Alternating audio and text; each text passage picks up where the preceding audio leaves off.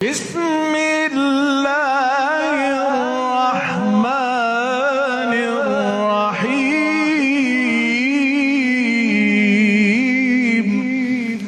بسم اللہ الرحمن الرحیم۔ السلام علیکم ورحمۃ اللہ وبرکاتہ۔ کیا آپ جانتے ہیں کہ ہمارے بچے کب سے روزہ رکھنے کے مکلف ہوتے ہیں؟ کیا بچوں کو روزہ رکھوانا چاہیے یا نہیں؟ اور کیا امتحان کی وجہ سے روزہ چھوڑ دینا جائز ہے؟ آج ہم قرآن و حدیث کی روشنی میں اس اہم مسئلے کو سمجھیں گے۔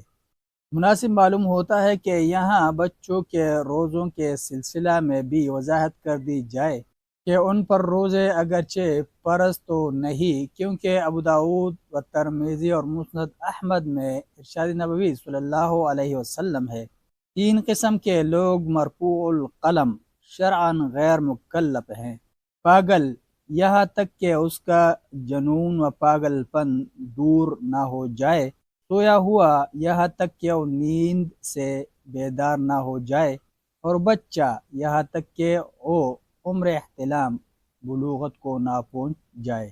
یہ تو ہوا بچوں کے روزے کا شرعی حکم، لیکن اگر بچہ اس عمر میں ہو کہ روزہ رکھ سکتا ہو تو اس کے لیے روزہ رکھنا مستحب عمل ہے، اور اس کے والدین یا سرپرستوں کو چاہیے کہ اسے روزے کی ترغیب دلائیں تاکہ وہ اس کا عادی ہو جائے۔ صحابہ کرام رضی اللہ عنہم ایسے ہی کیا کرتے تھے۔ چنانچہ بخاری و مسلم میں حضرت ربیع بنت معوذ رضی اللہ عنہا سے مروی ہے کہ یوم عاشورہ کی صبح نبی صلی اللہ علیہ وسلم نے انصار کی بستیوں میں یہ اعلان کروایا: جس نے روزے کی حالت میں صبح کی وہ اپنا روزہ پورا کرے، اور جس نے افطاری کی حالت میں صبح کی اسے چاہیے کہ دن کے بقیہ حصہ کا گویا روزہ رکھ لے۔ حضرت ربیع رضی اللہ عنہ فرماتی ہیں، اس کے بعد سے ہم لوگ یوم عاشورہ کا روزہ رکھا کرتے تھے اور اپنے چھوٹے بچوں کو بھی رکھواتے تھے۔ ہم مسجد میں جاتے تو بچوں کو کھیلنے کے لیے روئی کا کھلونا بنا دیتے تھے۔ جب کوئی بچہ کھانے کی ضد کرتا اور روتا تو اسے کھلونا دے کر بہلا لیتے حتیٰ کہ افطار کا وقت ہو جاتا۔ امام بخاری رحمہ اللہ علیہ فرماتے ہیں کہ حضرت عمر فاروق رضی اللہ عنہ نے رمضان میں پکڑ کر لائے جانے والے شرابی سے مخاطب ہو کر فرمایا: تیرا برا ہو، ہمارے تو بچے بھی روزے سے ہیں، اور اسے مارا۔ اس اثر کو امام بخاری رحمہ اللہ علیہ نے تو تعلیقاً بیان فرمایا ہے، البتہ سنن سعید بن منصور اور الجعدیات بغوی میں مرفوعاً بھی مروی ہے، اور بغوی کی ایک روایت میں تو یہ بھی مذکور ہے کہ حضرت عمر رضی اللہ عنہ نے اسے 80 کوڑے مارنے اور شام کی طرف ملک بدر کر دینے کا حکم فرمایا۔ غرض امام ابن سیرین، زہری، شافعی اور سلف صالحین رحمہ اللہ علیہ کی ایک جماعت کا کہنا ہے کہ جب بچہ روزہ رکھ سکنے کی طاقت کو پہنچ جائے تو اسے روزے کی عادت ڈالنے کے لیے روزہ رکھنے کا حکم دینا چاہیے۔ ایسے بچے کی عمر کے سلسلے میں 7، 10 اور 12 سال کے مختلف اقوال ملتے ہیں، لیکن اس سلسلہ میں کوئی واضح دلیل نہیں ہے، لہذا عمر کی بجائے طاقت و قدرت کا ہی اعتبار ہوگا۔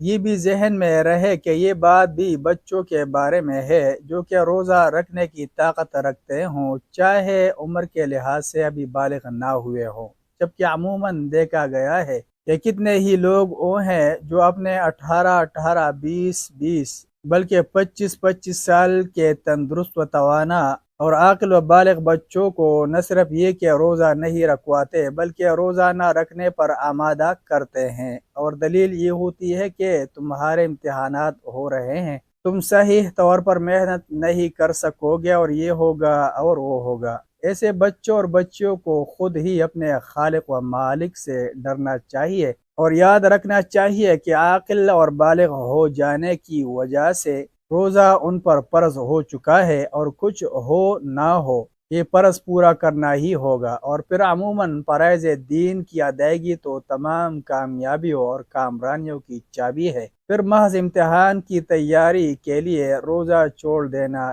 چہمانہ داد اسی طرح ان کے والدین اور بڑے بہن بھائیوں یا سرپرستوں کو بھی اللہ کا تقوی اختیار کرنا چاہیے کہ کہیں اللہ کی نافرمانی کرنے اور کروانے کی پاداش میں نہ در لیے جائیں اور اس کا اثر ان پر اور ان کی اولاد پر نہ ہو اور دین و دنیا کی کامیابی مخدوش نہ ہو جائے۔ پھر ویسے بھی والدین تو اپنے گھر کی رعایا کے حاکم ہوتے ہیں اور قیامت کے دن ان سے ان کی اس رعایا کے بارے میں سوال کیا جائے گا، جیسا کہ نبی اکرم صلی اللہ علیہ وسلم کا ارشاد گرامی ہے، تم میں سے ہر شخص رکھوالا ہے اور ہر شخص اپنی رعیت کے بارے میں جواب دہ ہے۔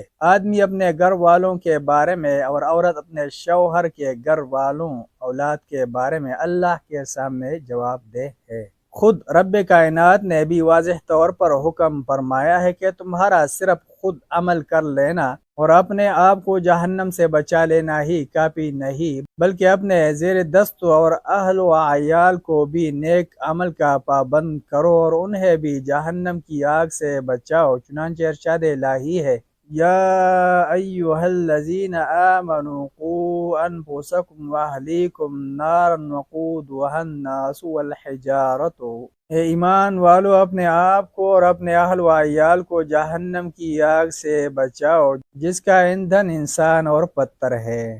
اگر یہ پیغام آپ کو مفید لگا ہو تو ویڈیو کو لائک کرے، شیئر کرے اور چینل کو سبسکرائب کرے۔ اللہ ہمیں اور ہماری اولاد کو دین پر ثابت قدم رکھے، آمین۔ ملتے ہیں کہ نئے ویڈیو کے ساتھ۔ جزاکم اللہ خیرہ۔ السلام علیکم ورحمۃ اللہ وبرکاتہ۔